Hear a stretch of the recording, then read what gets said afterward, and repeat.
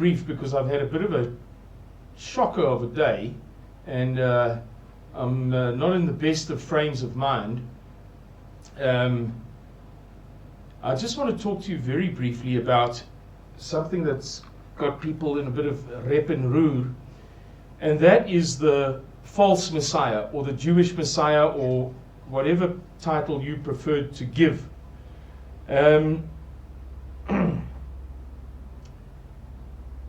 It's a lot of people are talking about it, particularly in conservative South African circles. It has attracted a lot of attention, and people have posted messages and videos and what have you on various groups, and that's fine. I wouldn't be responding to that. What I am responding to is is that some people are asking me, what do you think? Firstly, let me say that we've been following this for a couple of years now. So this recent interest, it's fine, there's nothing wrong with it, but it's very much Johnny come lately. 2 years ago, during COVID, it emerged a particular rabbi held an interview or held a conversation that was reported, in which he said that he was not going to travel to the USA because the Messiah had been identified and that he would be revealed anytime soon. And that became a bit of a thing. Many rabbis, we've been following this for 2 years, maybe a bit longer, it's 2022, going on for 3 years. And it became a bit of a thing among rabbis, that rabbis in Israel were not traveling because the Messiah was going to be announced and they didn't want to miss out on it. They didn't want to later say, well, when he was announced in the Holy Land, I was in the USA, I was in England, I was in Belgium, I was in South Africa. And indeed, some rabbis, according to reports, from the Jewish diaspora, made a special effort to go to Israel so that they would be present for the announcement of this person. Now, this story goes back a long way. Obviously, it goes back however many thousand years you like. But when I was a youngster, I did what many South Africans do, and I worked for a while on a kibbutz in Israel. It's a lacquer thing to do. And I was part of a very small group. I don't want to say elite, but by virtue of it being small, it becomes something elite. I was one of the very few legal fishermen, commercial fishermen, working for this kibbutz on a trawler, but one of the very few commercial fishermen on the Sea of Galilee. And we fished, we did, for those of you who care and who know something about this sort of thing, purse seine net. Purse seine or purse seine net fishing by purse seine netting boats, trawlers, to keep it simple, on the Sea of Galilee. The Sea of Galilee is a freshwater lake fed by perennial streams and mountain snowmelt in Jordan. So it's on the Jordan River. You get the Jordan River, you get the Sea of Galilee, Jordan River, and eventually down to the Dead Sea. And because the work that we did was fairly exclusive, and because we worked long hours, 6 days a week, longer hours than the people who picked dates or who worked in the kitchens or milked cows or did whatever work, banana picking was a big thing on that kibbutz, Kibbutz En Gev, spelled Ein, E-I-N, but pronounced En Gev, G-E-V.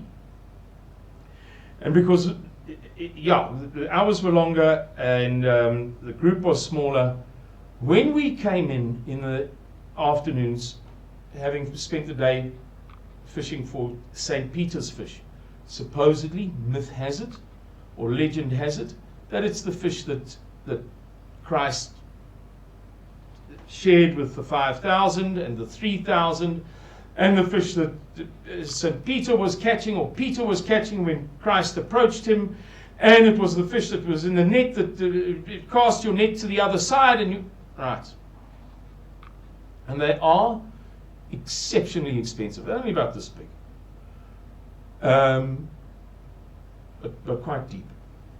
They're very expensive, and the meat is supposedly very, very, very healthy. It is, I was told, I don't know how true this is, but I was told then, and it sticks in my mind very well, that no meat known to man, no of the animals you may eat, let's say of the kosher animals, is as healthy as that meat. And one of its attributes is that the fat, the bad fats, is it trans fatty acids? I don't know anything about this stuff, but the bad fat is almost nil. And they have spikes in their dorsal fin, the fin at the top of the back of a fish, like a shark's fin, sticking up out of the water. They have spikes on there and on their other fins, but particularly there. And it's very easy to get pricked by those spikes, and your hands swell up, and it's very painful, really properly painful. It's not harmful. You don't get, I've never heard of anybody, getting, I don't know, defibrillations or heart problems or going into anaphylactic shock, but it is blooming painful. So when we came in the afternoons, late afternoons, early evenings, people kind of accepted that it was now the fisherman's turn to stand at the front of the queue for the showers, front of the queue for the toilets, front of the queue for the bar. We might be late for supper. They would keep the kitchens open for us. And there was some thing. And I remember one day coming in, and while my friends were busy in the showers and the toilets and what have you, I picked up a copy of Haaretz newspaper. And now it was our turn to read the newspapers. Everybody else had been off for 3-4 hours, whatever. We'd been working a 12, 14-hour day. And people respected that. Leave the newspaper there. The fishermen are coming. They'll want to read the newspaper. I picked up a copy of the Haaretz newspaper while my friend Kali van der Merwe was in the showers. And I read about the work being done for the coming of the Messiah, including the building of the third temple. And in Haaretz newspaper that day, they had a special report in the main section of the newspaper showing the design of the temple and describing how the temple priests had already been identified as boys, and they were then, this is now 25 years ago, going on for 26 years ago. I beg your pardon. Those kids were being brought up in boarding establishments, hostels, kurshuise, attached to yeshivas. A yeshiva is a Jewish religious school. Very demanding, very intellectually challenging. And the school and the hostels didn't touch the ground, technically speaking. According to them, there's a biblical verse that suggests, I don't know, that priests of Israel, Jewish priests, the new priestly class, as there were priests up until the destruction of the second temple, their feet may not touch the ground. So these are priests, not rabbis. Their feet may not touch the ground, or something. I don't know. And so I'll never forget this diagram, this design of how there were poles in the ground, and the poles were connected to slings that were connected to cantilevers that were connected to something else. And so the building, by virtue of being 3 links away from the soil, was considered not to be touching the ground. And these kids would grow up their whole lives just in those buildings. That was the story in Haaretz newspaper.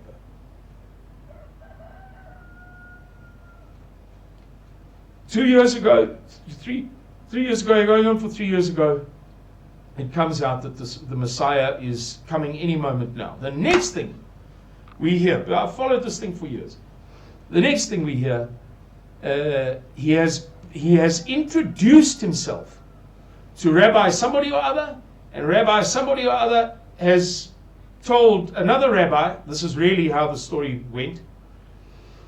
And so two rabbis know who it is, and the word has gotten out, and the others don't know who it is, but they're frantic to discover. Frantic, absolutely frantic. Who is this guy? The Messiah, the Savior of the Jews, of the Jewish people of thousands of years.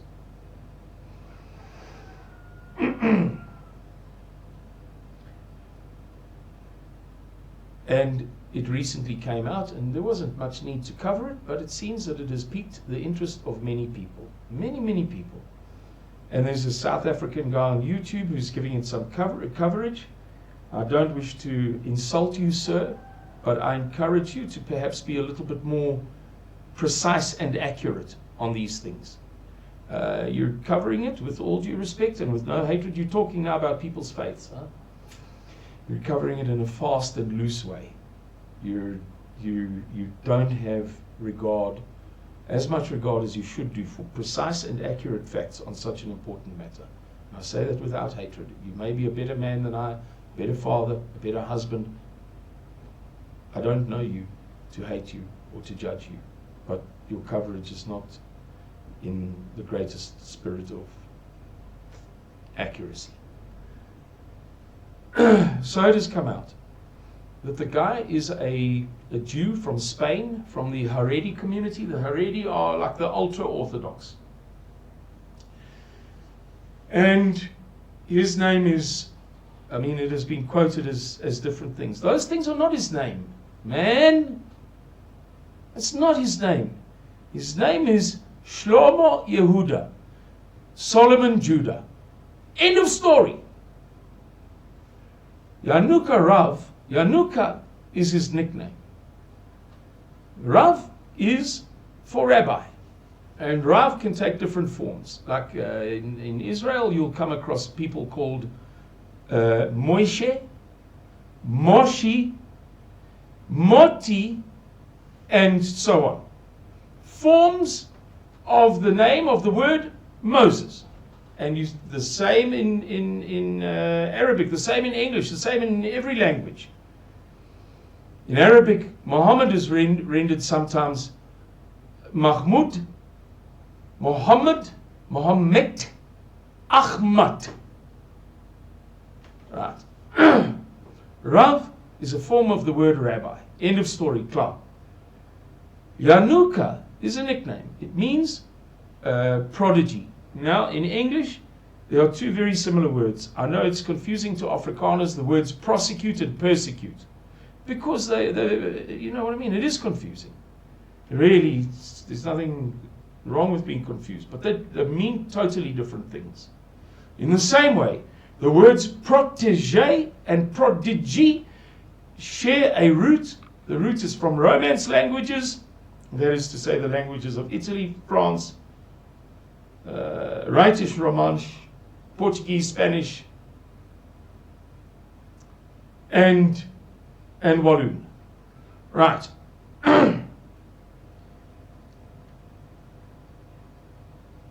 Prodigy. Prodigy. Prodigy means somebody who is ahead of their time. So prodigy Rabbi Solomon Judah. Solomon Judah is his name. His title is Rabbi. Or his honorific. Honorific is the correct English word. Doctor, professor, Mr., Mrs., Rabbi, pastor. Honorific is the correct word. He is the prodigy. The youngster who's ahead of his time. Rabbi Solomon Judah. Shlomo Yehuda. He comes from the Sephardi community, which is highly unusual, unexpected. There are more than 3 Jewish ethnic communities, but overwhelmingly they are defined as the Ashkenazi and the Sephardi. The Ashkenazis are the light-skinned, very often ginger-haired. You see, I've got a little bit of ginger in my beard from my father and his father, Irish people. They are European Jews who speak for the most part Yiddish and seldom speak Hebrew unless it's in a religious context, because it's deemed to be the language of God and therefore shouldn't be used to speak about cameras and microphones and so on. So they don't speak Hebrew, they speak Yiddish, which is like German, Hebrewish. The Sephardi people are the Jews of Spain. Darker skinned Jews, black haired Jews. And then you get the Yemeni Jews, which are the Jews of Yemen, Iran, roughly. Okay. He comes from the smaller of the two primary communities in Israel. The Ashkenazi Jews in Israel, the European, often ginger-haired, pale-skinned Jews, have a reputation for despising Sephardi Jews, for treating them as less. Therefore, it is astonishing that this guy should come out of the Sephardi community. The Spanish, I'm going to use a word here or a phrase that is not very flattering, but it is. I'm not the first to use it. Trust me, I didn't make this up. Black Jews. We're not talking about the Ethiopian Jews, the Falashas, that's something else. But lo and behold, this guy is a prodigy, meaning that he displayed a talent for understanding the Torah at a very, very young age and for memorizing it by heart and for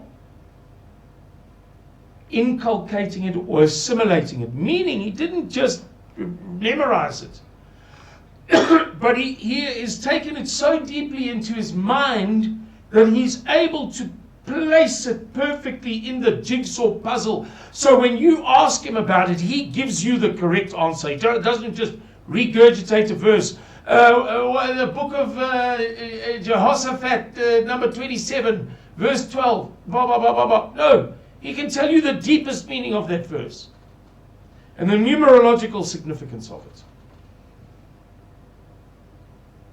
Also the Talmud. What is the Talmud? The Talmud is the Mishneh Torah. Firstly, let me explain. At the time of the destruction of the Second Temple in 70 AD in Jerusalem, the General Titus, son of General Vespasian, destroyed it. The last priests committed to paper a book that was never supposed to be committed to paper. A book which supposedly came down from Mount Sinai with Moses. He brought three things. One, the tablets of stone. Two, in his brain, the Pentateuch, the 5 books, Genesis, Exodus, Leviticus, Numbers, Deuteronomy, which he then wrote down in 40 days. And in his heart, the second Torah, Mishneh Torah. And it was transferred by oral tradition all the way to the year AD 70.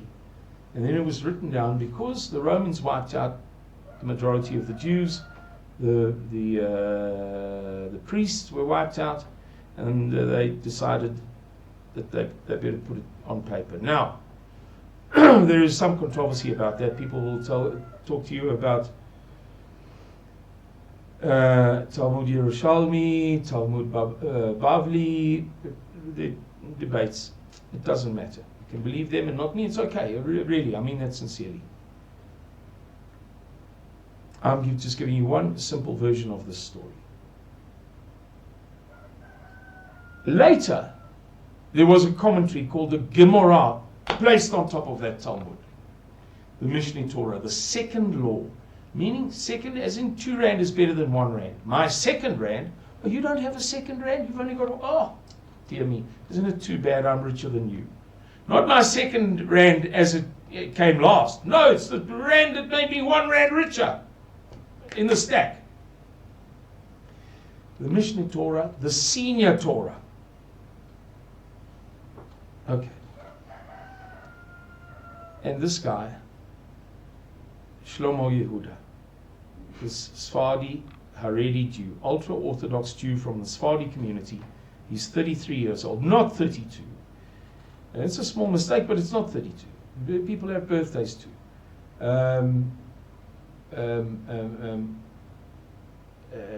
Born in Spain, has mastered this phenomenal body of work.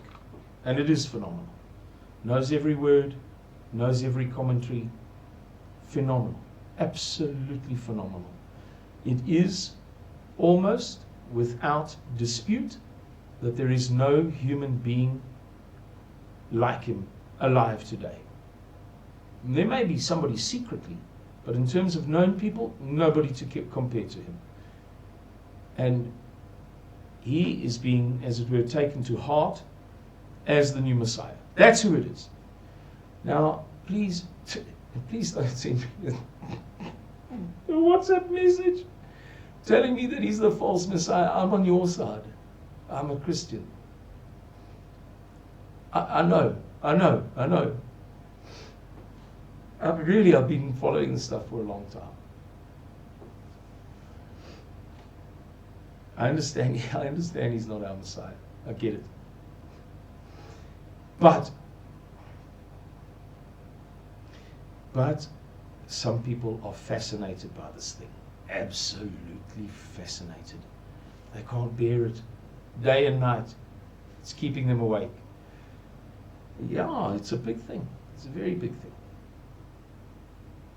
You should look him up. You should try to find his sermon. We're standing on the balcony in Jerusalem, looking down on a scale model of the third temple, overlooking Jerusalem. I've never been to that place. I've never seen that place. But it's like a viewing deck of a scale model, a large scale model, you know what I mean? Toy this size, matchbox scale model. It's a big scale model, presumably, that you have to stand on a balcony and overlook it. But however it's situated, it's somehow open air, and you see beyond it towards the western wall of the foundations of the temple and other spots in Jerusalem in the background. I can't tell you anything about it, but there he gives a good sermon there, very interesting. Also the one on the rooftop where he plays the piano afterwards. A good sermon, and you can begin to appreciate why this guy is, why they have such a high opinion of him. But I must tell you that he's judged by the highest standards in the world. You can say whatever you like, but there is nobody who compares to the Jews for combining intellect and intelligence, knowledge with wisdom. Nobody to touch them. Intellectualism in our tradition, in the Platonic tradition, the Platonic Christian tradition, or the Christian tradition corrupted by Aristotelian and Platonic thought, places a huge emphasis upon intellect.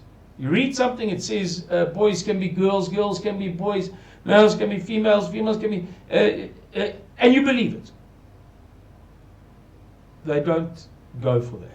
They go for, you read, you learn from the Holy Bible, then you use this thing here to come up with sense.